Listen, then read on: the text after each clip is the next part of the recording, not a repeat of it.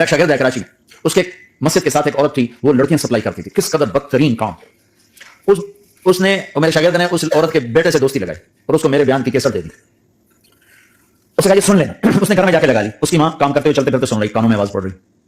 تھوڑی دیر کے بعد وہ آ گئی، کہنے لگی مجھے بھی سنا. تو اس نے سنی، پھر کہنے لگی دوبارہ سنا، پھر دوبارہ سنی، پھر کہنے لگے ایک دفعہ اور سنا، پھر ایک دفعہ اور سنی. کہنے لگے یہ کون ہے؟ تو پتہ نہیں کون ہے. کہ کس نے دی؟ کہ یہ مولوی صاحب جو مسجد کا اس نے دی.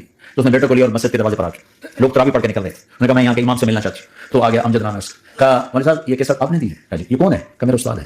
کیا نام ہے؟ طارق جمیل. کہ اس نے کہا ہے کہ جتنے بھی گناہ کرو توبہ کرو تو قبول ہو جاتی ہے. تو میری توبہ قبول ہو سکتی ہے؟ تمہیں تو پتہ میں کیا کرتی ہوں. کہاں بیبی توبہ تو سب کی قبول ہے. اچھا پھر میں تمہیں گواہ بناتی ہوں. میری توبہ میری توبہ. اور اگلے دن مسجد میں آنا شروع کر دی تراوی میں اور دعا کری اللہ اگر میری توبہ قبول ہے تو مجھے اٹھا لے، اگر میری توبہ قبول ہے تو مجھے اٹھا لے، اگر میری توبہ قبول ہے تو زور زور سے دعا کرتی. عورتوں کے اس میں جدھر عورتیں نماز پڑھتی 29 کی رات سجدے میں اللہ نے اس کو موت دی. ساری زندگی لڑکیاں سپلائی کی اور موت آئی رابعہ بصری جیسے. توبہ ایسی چیز. اللہ میری توبہ قبول ہے تو مجھے اٹھا لے. 29 کی رات سجدے میں اللہ نے اس کی روح کو قبض کی. تو میرے بھائیو بہنوں جتنا مجمع موجود ہو، جتنا اس کے ذریعے سے سن رہا ہے، آج توبہ کر. پتہ نہیں نہ جانے بلا لے پیا کس گھڑی، پتہ نہیں رب کا بلاوا کب آ جائے. تو ہم توبہ کر اور اپنے مالک کو راضی